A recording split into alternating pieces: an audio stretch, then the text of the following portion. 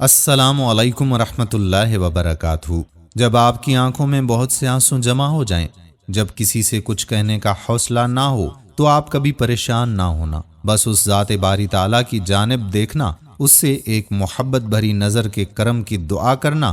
بے شک وہی تو ہے جو روتے کو ہنسا دیتا ہے، وہی تو ہے جو بگڑی بنا دیتا ہے، اور وہی تو ہے جو ڈوبتی کشتی کو پار لگا دیتا ہے۔ بس اس سے امید رکھنا، اس پہ یقین رکھنا، کیونکہ دعا تو دستک کی طرح ہے اور مسلسل دستک سے دروازہ کھل ہی جاتا ہے۔ کھجور کی گٹھلی پر باریک سا جھلی نما ایک چھلکا ہوتا ہے جسے قطمیر کہتے ہیں۔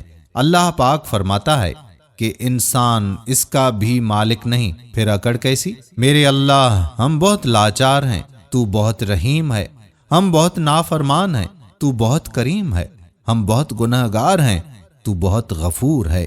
یا اللہ، ہمیں دنیا کی ہر طرح کی محتاجی سے بچا اور ہمارا خاتمہ ایمان کی حالت میں فرما۔ روز محشر ہمارا شمار اپنے پسندیدہ بندوں میں کرنا۔ اے ہمارے رب، تو برکت و بلندی ہے، تو ہماری دعا قبول فرما۔ آمین ثم آمین یا رب العالمین۔